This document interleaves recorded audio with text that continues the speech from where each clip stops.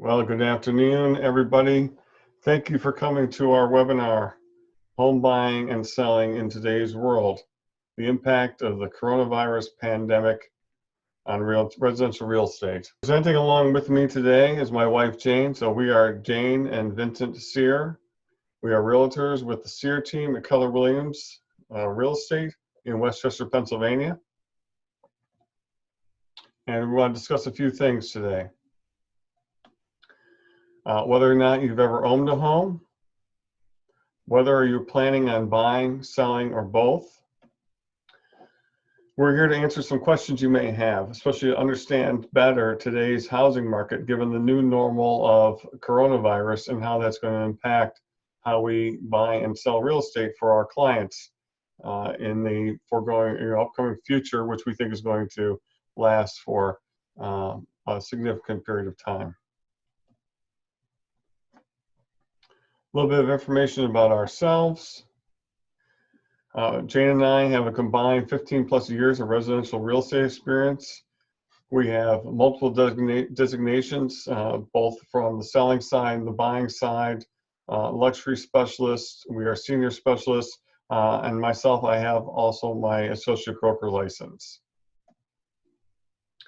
We're licensed in Pennsylvania, Delaware, New Jersey, and Maryland.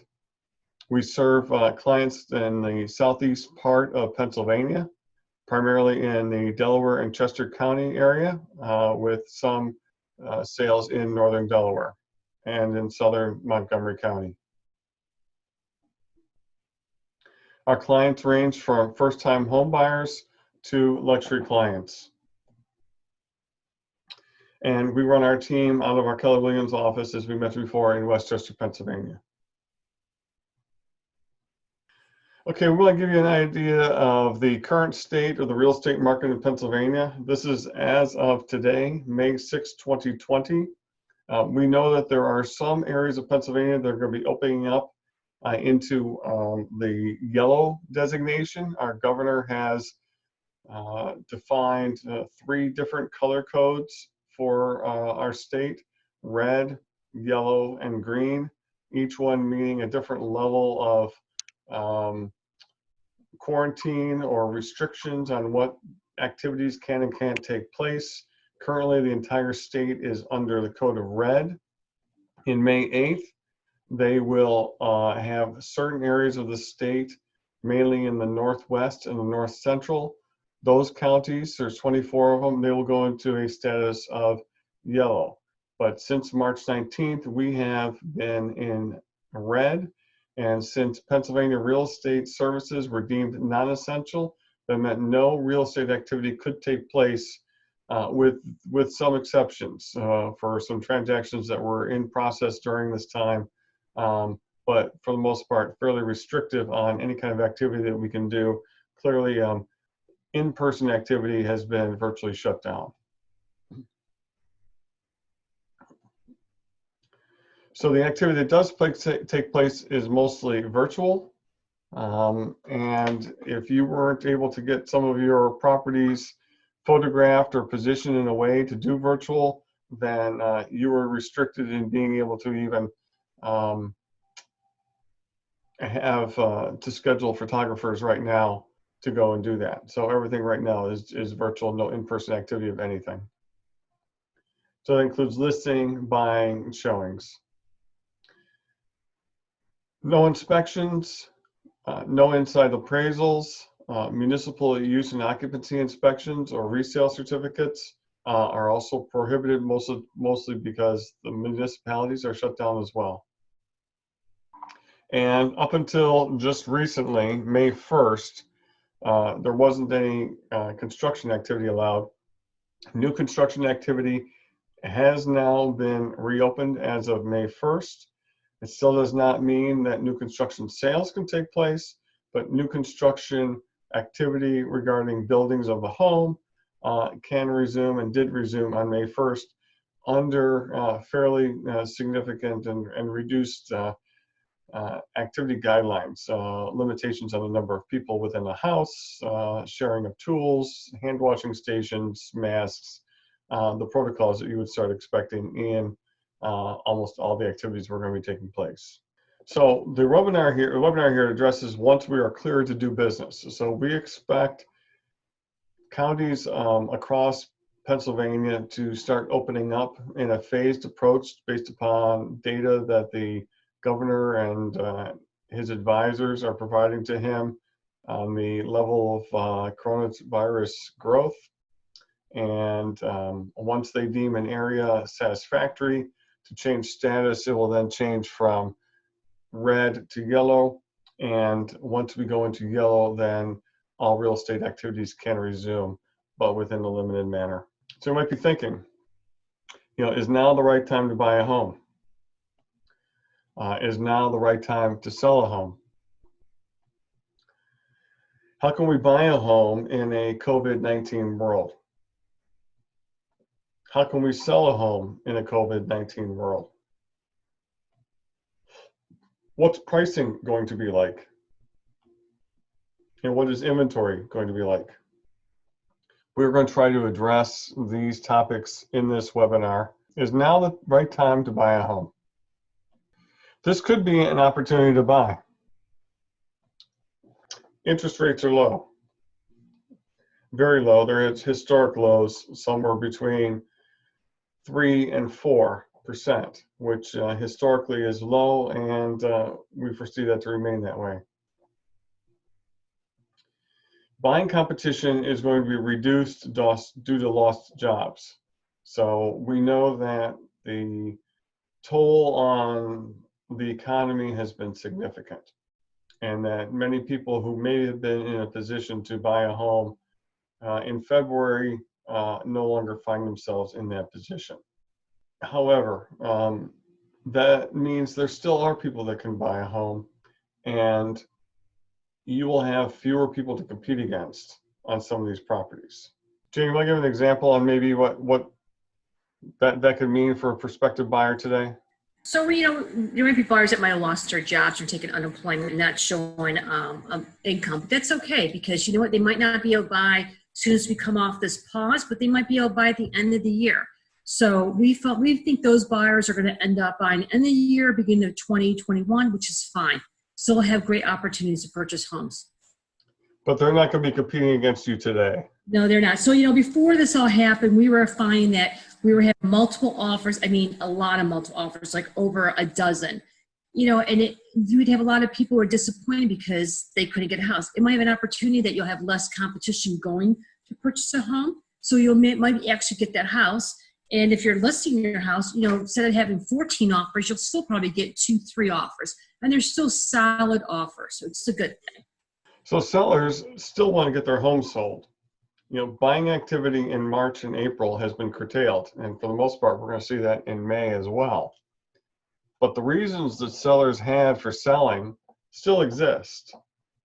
They just weren't able to sell their homes, but they want to be able to sell their home because they have other objectives. They're either moving to a new city, they have a new job, they have changes in a family status. Those reasons didn't go away. So there are still homes out there that people are going to sell and have an intention to sell once the market opens up.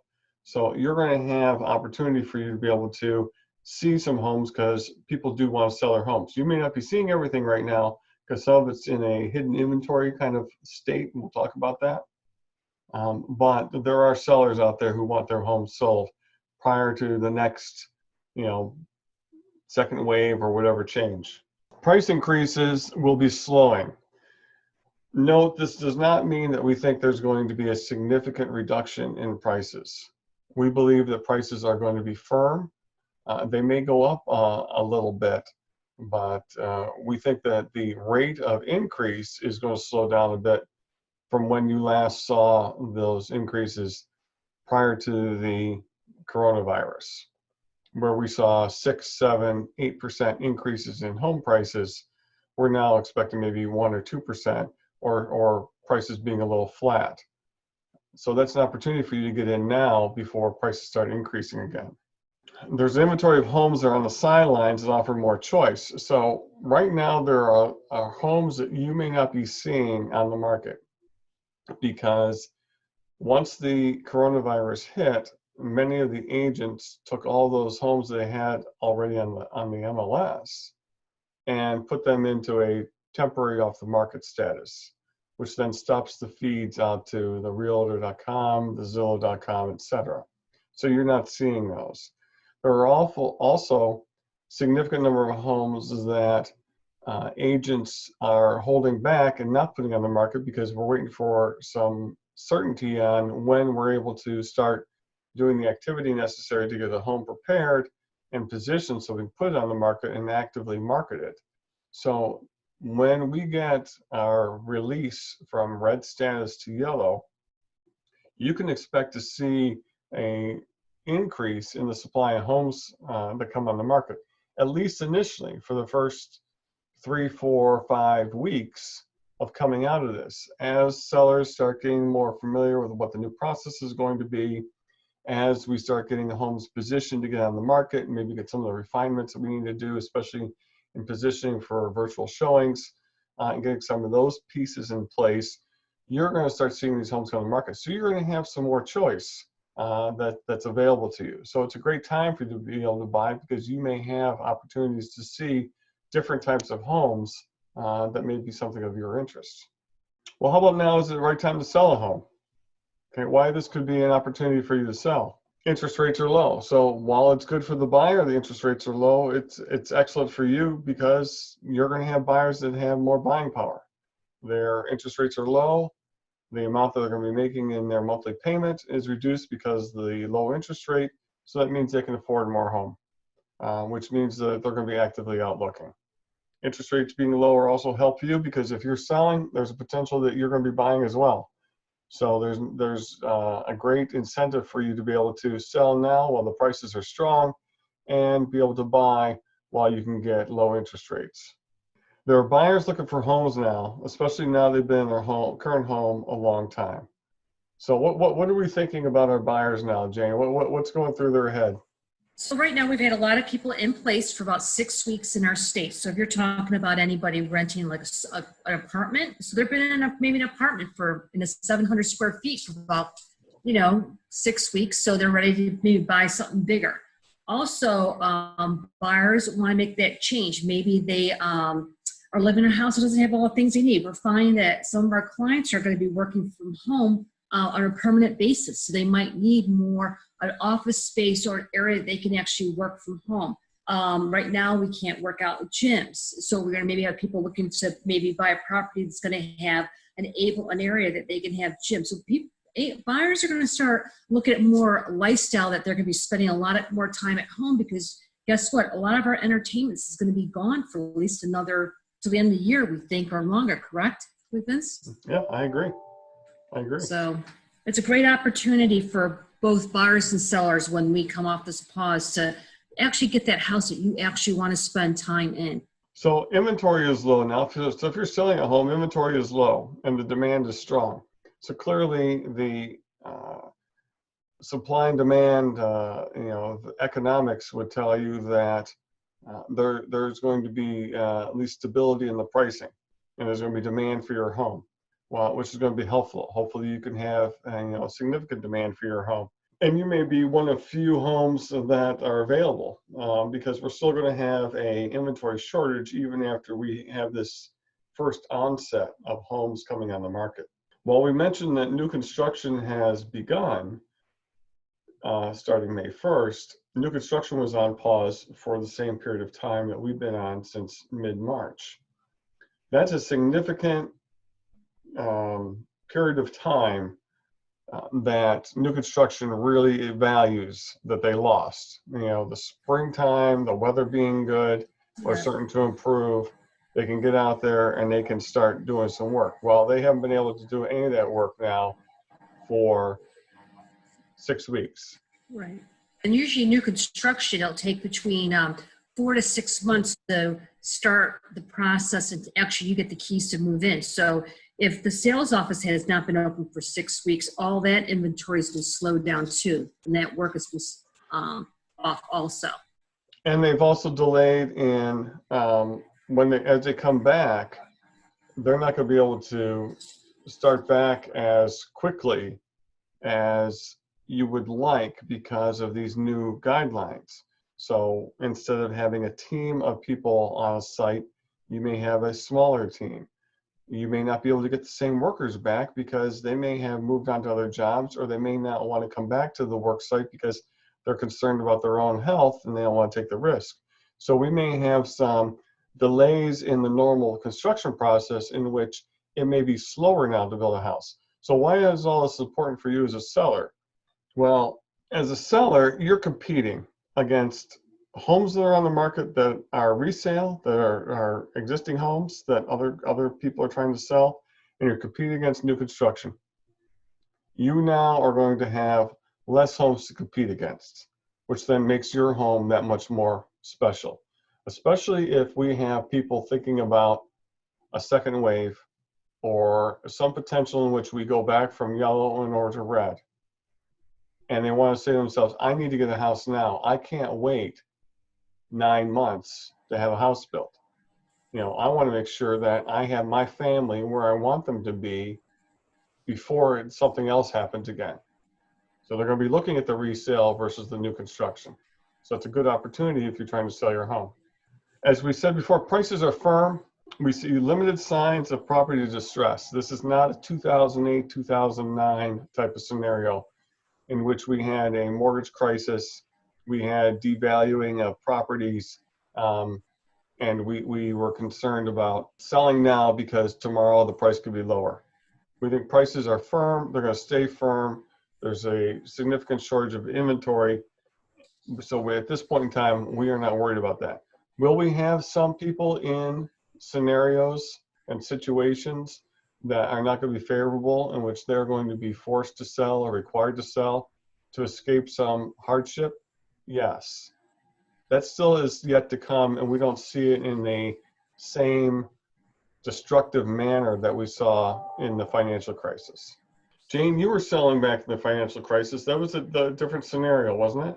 It was definitely a different scenario. People are losing their jobs left and right. I mean, it was a whole different feel than it is now. Also, it was a very aggressive market. Everything was climbing for years, and we needed that to plateau. But interest rates were starting to drop, but it's a whole different feel. And every year we have people that are have to sell their houses because of circumstances that's out of their control, and they might have to sell underneath the market value. But that's rare. And I don't see that happening in this. I never felt that even from the beginning of this. All the indicators that we're seeing, even from NAR, are saying that we're not going to have that. There is an area of where properties are, and may be an exception to some of that. And that would be along the lines of properties that may be in a resort, hospitality, or leisure areas. For example, we still have to see how this coronavirus is going to impact rentals and short-term rentals at New Jersey Shore and Delaware Beach locations.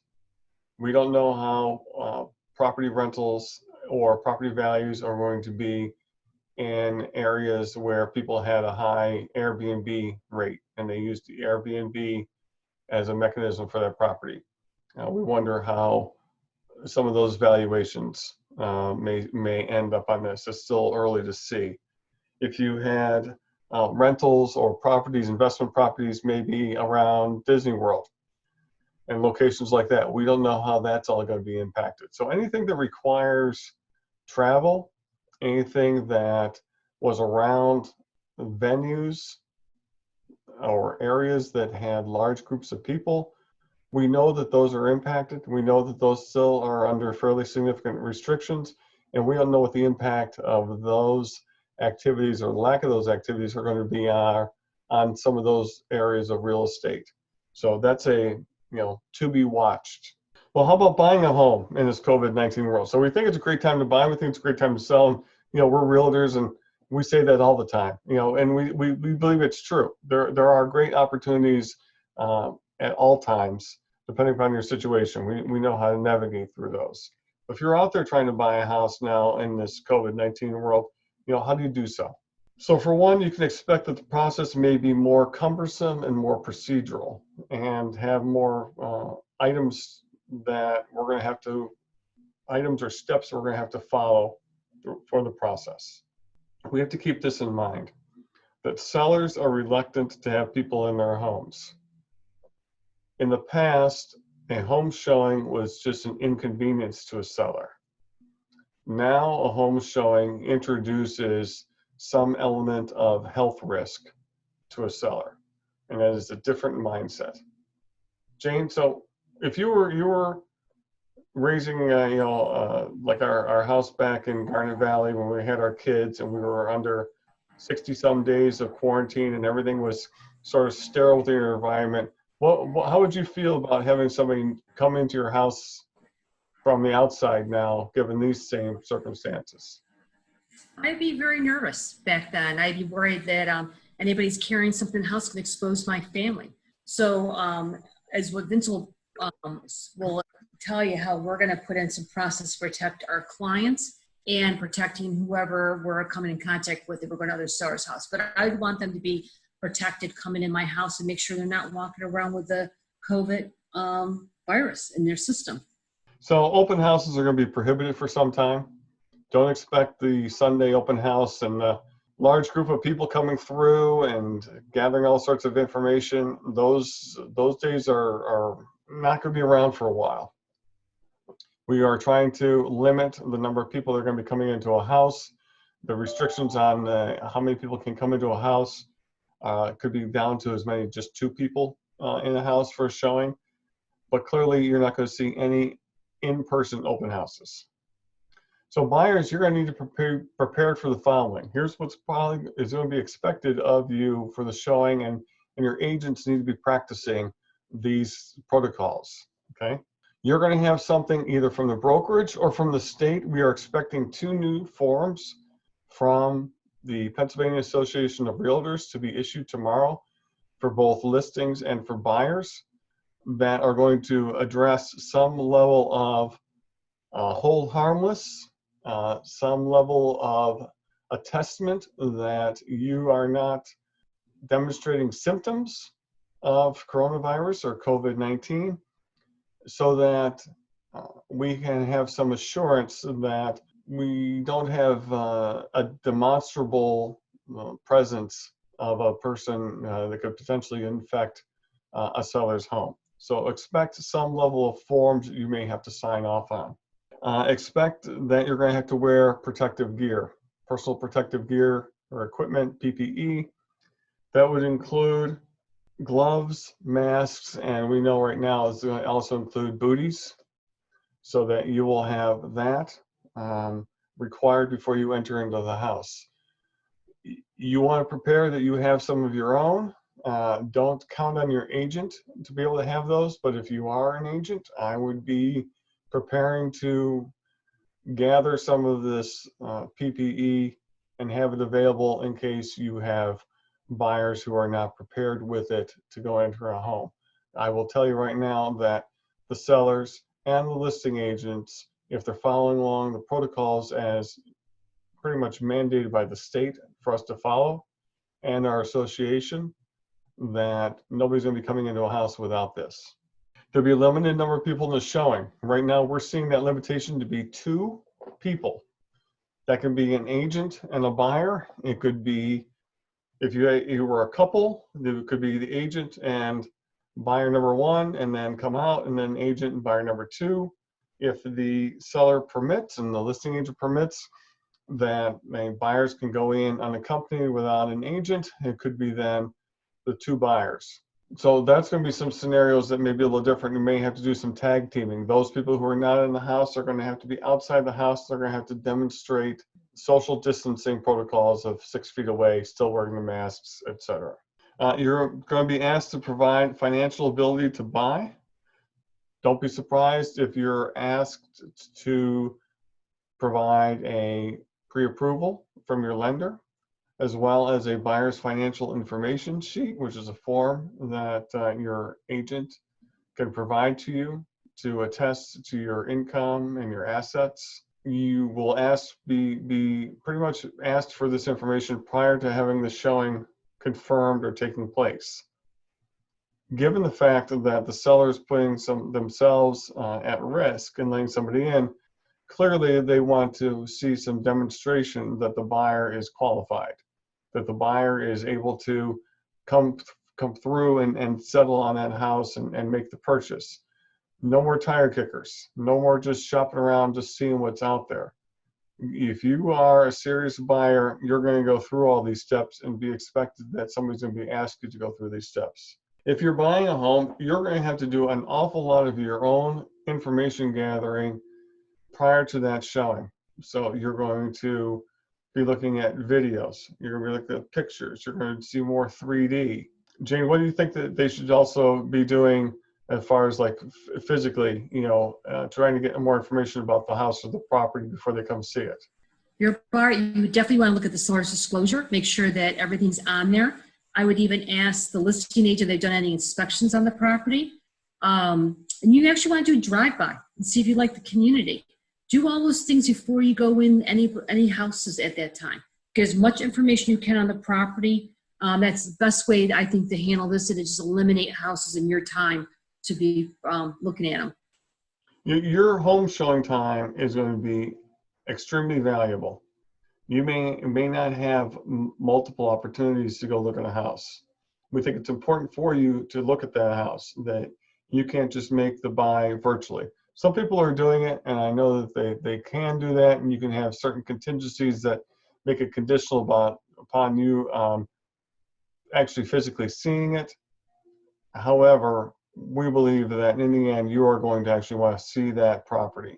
So you want to make sure that when you do see it, you have as much information about that home as you can, so that you can make informed decisions with the information you've been provided. How can we continue to buy in this COVID-19 world? Lenders are going to scrutinize buyers in more in depth. So they're going to be looking at things more deeply, like they're going to increase the minimum credit scores. In the past, maybe something less than 640 or 620 would possibly be able to qualify for a mortgage. More lenders now are changing those standards and increasing them up to maybe a minimum standard of 640, maybe 680, maybe 700, depending upon the lender. So you want to make sure that your credit score is well maintained, and you're not doing anything to disturb that, because the criteria may change and put you in a position it may be difficult for you to buy a house. We're going to do employment verifications, or not, we're not, but the lender will, employment verifications right up to settlement date. With the multitude of furloughs and layoffs that are taking place, lenders are skittish, and so they are going to make sure right up until that last day that you have a job so they can get their mortgage payment. There'll be some tightening of debt to equity ratios. They're going to look and make sure that you're not over leveraged, that you don't have too much credit card debt, student loan debt, and car debt. They'll probably tighten up what in the past they may have given people a little more leniency on. So those you may see tightening up. What else may take place? Inspections of the home. So once you go under contract, you usually have a period of time in which you're going to inspect the home. You may not have the same level of access that you did in the past, pre-COVID. In the past, you would be with the inspector, you'd be with your agent, you'd have 2 or 3 hours to be able to look at the home, get a better understanding of the home, and really get context into items that may come up in the inspection, because you'd be able to physically see it. The inspector could give you their opinion. The agent could give their experience about how it can be addressed. And that right now may be eliminated, or at least reduced, in which it may just be the inspector and maybe one person, or just the inspector. And you may only then get a report back to you and maybe a dialogue with the inspector. So this is a new way, of looking at things, in which that's why we think that home showing is going to be much, much more vital to you, and you need to really gather a lot of information from that, because you don't have the same level of access to the house that you may have had in the past. This may change over time as we get more familiar with how to treat the disease and get more immunities against it, or a vaccine against it. But right now, in order to keep access limited, we're going to be following these rules. So just be prepared that the inspection report may be the only information you get about what's going on with that house. And then you have to then understand how repairs are going to be handled. So repairs may be something in which they may be addressed more with a seller credit for it to you, that you then take care of the repairs after you take possession of the home. Imagine if there's some repairs that are identified, the seller's going to be reluctant to have people coming in and giving estimates and having work done and introducing people coming in. So they may say, you know what, I'm not going to deal with repairs. I'll give you a credit of X amount of dollars and you can fix those problems once you take possession. Final walkthroughs and settlements are going to be more sterile and less joyful. I know Jane likes the final walkthrough time. She likes to get her sign and get pictures of everybody with the sign in front of the house, and it's a happy time. And we go to the settlement table, and everybody's there. It's an exciting time. Sometimes you got the sellers there, and you got the lender and the settlement officer and the buyers and the buyer's agent, and everybody's all excited. They give them the gifts. That's not going to exist anymore. So the final walkthrough will be, sterile. Everybody will be, same thing, masks, gloves, booties, going through the house. You may be asking the seller, or you may be doing it yourself, having some cleaning service or desanitizing service come in prior to you taking possession or you moving into the home to clean the house down, to try to ensure that there's no presence of anything, or at least do their best job of doing so. And then settlement will be such where the sellers won't be there. You may or may not see the seller's agent. You as buyers may not see your lender. The settlement officer and everybody will all be dressed in their protective gear. You may be in one room, they may be in another. They'll give you disposable pens. You may do this all in a parking lot where you drive up, they hand you some papers, you sign them, you hand it back, and somebody hands you a key, and settlement's over. Jane, it's probably that's going to be the most thing that you're going to miss most of all of this. I know. I really love settlements. I like taking the picture. I'll probably still take pictures with the for sale sign with everybody's mask done, because it's created a memory. But yeah, I always love going to settlement and just having that experience with everybody and talk about the process. But it's, we'll just see how it goes. It's going to be probably really strict at first, and maybe over time things will loosen up a little bit. But right now, that's how it's done. Everybody in separate rooms, gloves, masks, everything's disposable pens. Nobody wants to be touching anything. So we'll deal with it. No worries. And then much of all, if not all interaction is going to be electronic. So it's very possible that, your only time you may be seeing your buyer's agent in person is when you're actually seeing the house with them. And every other time will be through, Zoom or Facebook or something along those lines, some sort of video conferencing.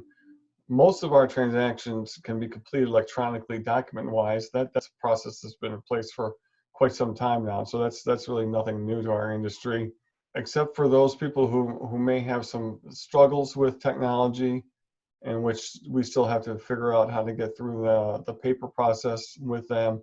For the most part, you'll do everything from signing the buyer's agency agreement all the way through to the offer and addendums, and parts of the closing documents will all be done electronically.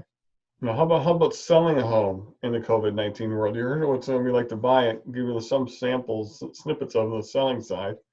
That too, the process may take longer and then have more steps. Sellers need to be focused on two factors, at least two factors. One, safety of the home's inhabitants. So that should be the number one concern of any of the agents that are involved in this, is the protection of the clients, protection of the consumer, and how we're going to do that. So we're focused on how do we keep that home and its occupants as safe as possible, given what we know and what we don't know. How can we best protect them? And how do we provide as much information as possible to potential buyers so that they can make an informed decision? We are all coming up now with a different risk tolerance profile for both sellers and buyers. Sellers are taking on additional risk of introducing people into the home so people can see it.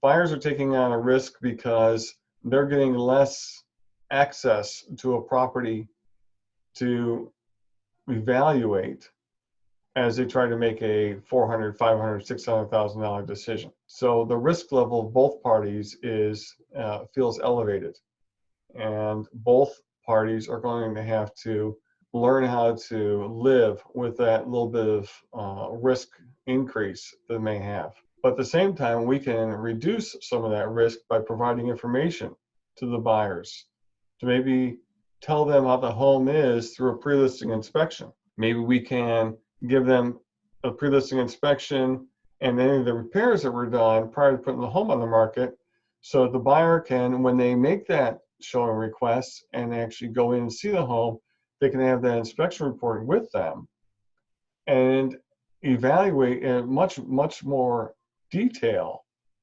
the condition of the home now that they have this inspection report with them as they see that showing. Becomes a much more high value showing for that buyer. As we said before, from a seller, no more open houses. Buyers are going to be required to follow showing protocols, and you're going to have to be insistent on that. So we have consistency, and we know that people are going to want exceptions, but in order for us to reduce any kind of probability of something being entering into your home, we have to be consistent on the protocols that are defined. Once again, they have statements attesting they don't have symptoms, and you may be asked that as well from sellers. Sellers may be asked to attest that nobody in the house is right now demonstrating symptoms of COVID-19. Wearing a protective gear, limited number of people at showings, and we want the buyers to provide the financial ability to buy. So those are the things that sellers should be expecting of anybody coming to look at their home.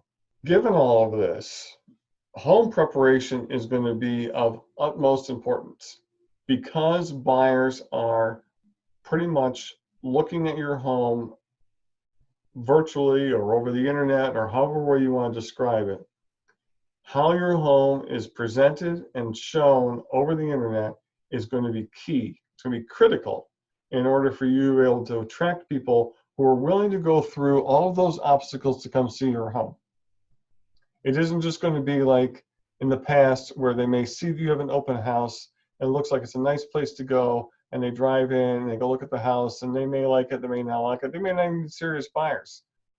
Somebody that's going to go through all the steps of arranging for a showing, signing off on the releases, putting on the protective gear, and providing all the financial information they can come in to buy before they go and come into your home requires a serious buyer and somebody intent on that home and having a pretty good feeling in their mind that this could be the potential home for them because they've done all their research. But you need to make it look good.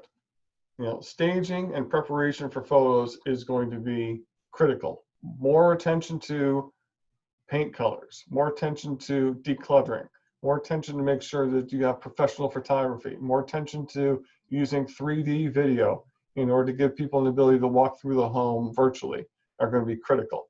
Pre-listing inspections, we talked about that, in which you have the inspection done beforehand and provide that information to the buyer so they can have it as they're looking at your home. The buyers are going to have limited access to your home. They'll be making big decisions on a little bit of time, and they're not going to have multiple ways to come back in. In the past, after maybe somebody put in an offer, they'd schedule an opportunity to come in, maybe take measurements and do other things. You're not going to want other people coming to your home. You're going to be pretty restrictive about when people do come into your house. Marketing time may be longer. So we use days on market as an indicator to try to give us an idea if the home is priced correctly or how it's being received by the marketplace. And we believe that we're going to see some extension on days on market, not due to necessarily pricing or inconsistencies in what's going on in the marketplace. We think that some of the marketing time just may be longer because of the process, because buyers are going to take more time to evaluate a home, because buyers are going to have to try to coordinate the scheduling of how they're going to be able to come and look at the home in a safe manner and in accordance with what the seller's schedule is. Because we also have to keep in mind, people are still going to be working from home. People are still going to have kids at home. Even after we come from red into yellow, much of the situation that we have now where people are staying and spending a lot of time in their home still exists. So if you want to look at a home that a family is currently occupying or somebody's still working in, that's going to be disruptive. So we're going to have to figure out how to schedule to get them out of the house, because nobody else can be in the house while you're looking at it. So it's going to delay the process. It doesn't mean that your home is necessarily priced wrong or nobody likes it. We have to take into account how the process is going to impact that. And as realtors, we're going to have to be sensitive as well about what's affecting the lack of traffic to the home, or why the home isn't getting the offers. Is it because of the way the home is being presented, the condition, or the price, or is it just because the nature of what's going on in the market? And we're operating in some new territory going forward that we don't necessarily have all of the definitive numbers that can give us the formula that say, well, it's been on 30 days and hasn't sold, you need a price reduction. We may have to make some adjustments to some of our old guidelines that we use for that. Open houses are probably going to be done by real time, via Facebook Live or Zoom or Microsoft Teams.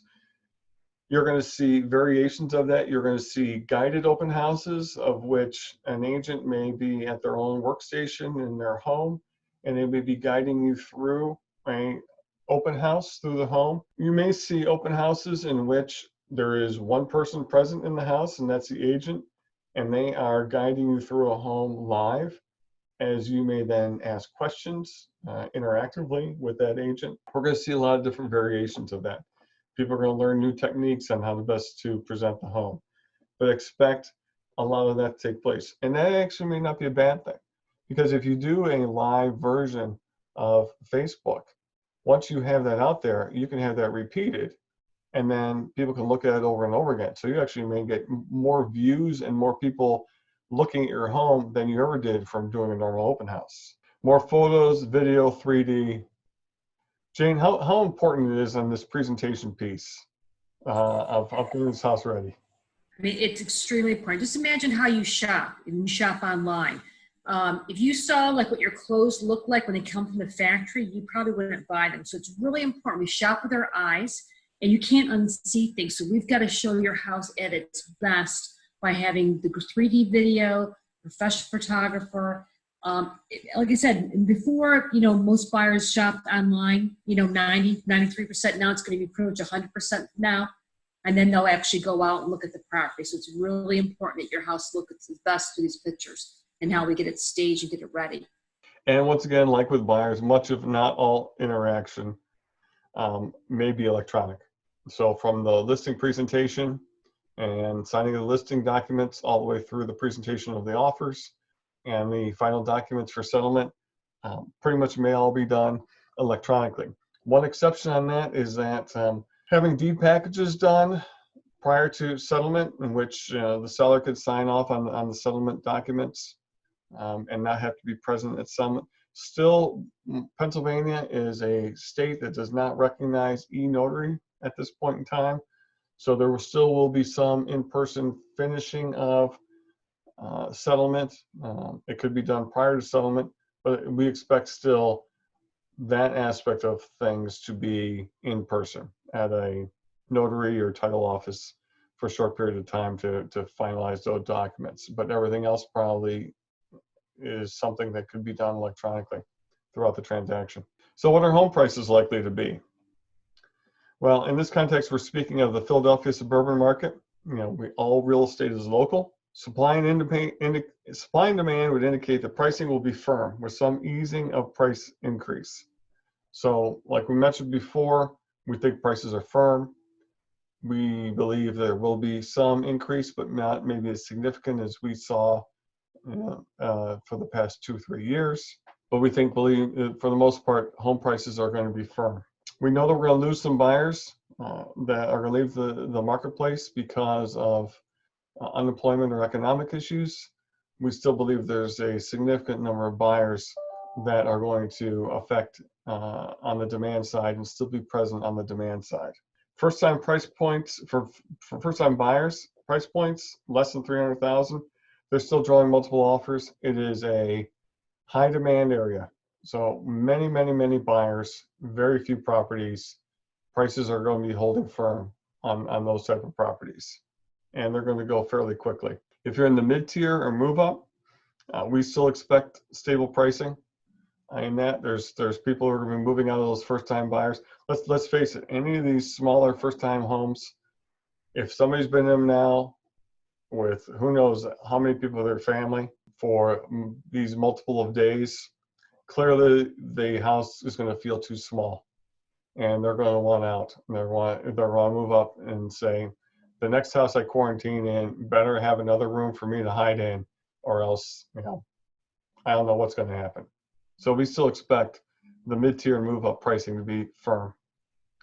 On the luxury side, we may have some softness because of some of the stock market activity that took place, and some of the job market activity and the volatility in some of those areas. They're more sensitive a little bit to their stock portfolios and the use of some of those monies to make these larger purchases.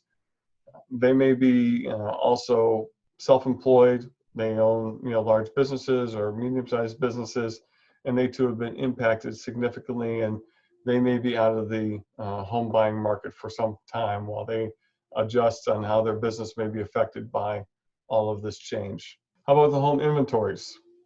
So once again, speaking of the Philadelphia suburban market, the fundamentals that existed before the pandemic still exist. We have a lack of available housing in the marketplace nationwide. It exists here, it exists all across the nation. We are short of available homes for people to buy. That existed before this. It's going to exist after this because there are some people who are going to be reluctant to put their home on the market because they don't want people coming in. There are people who are the lack of new construction also reduces the amount of inventory that's out there. So we are still going to have not enough homes for the people that want them. The sellers that took their homes off the market, they may or may not come back, or they may not come back in a very fast time. They may come back in a phased time. So we're going to have a shortage of inventory. And what will change this besides new homes being built? A desire to move before a second wave hits. So what could help bring more homes on the market are people saying, I don't want to be in this home anymore. I may not want to be in this state anymore. I see now that I can work from my home. And maybe my home doesn't have to be near where my company's headquarters is. Maybe my home can be in a lower tax state with a oceanfront view, a little beach down the road, or maybe a little mountain retreat. I can live anywhere, and I can still do my work and still satisfy my employer's requirements. So maybe this isn't the place I want to live anymore. And we think that there's a lot of people making those decisions. What do you think, Jane? Yeah, I think everybody's going to think about where they want to live next, and before the next wave goes. Like Vince's mentioned before, it's like moving chairs, like playing the game musical chairs. Where are you going to go next? And you're going to think about where you're going to be living and what lifestyle you want and how you live. Like Vince and I have noticed that since our local YMCA is closed, we went there every day. We can't go there. We're not sure when we can. We've had to make a little pseudo workout area. I would think that if I was buying something, I would definitely have a nice workout center, a lot of light, and be able to feel good about working out there a couple hours every morning. Oh yeah, absolutely. People are making those evaluations. Once again, we want to thank you for your time. This is Vincent and Jane Sear from Keller Williams Real Estate, and we just wanted to wish all of you success in your real estate activities. And if there's any way we can help, our contact information is below. So have a great day, everyone. Take care. Thank you for your time.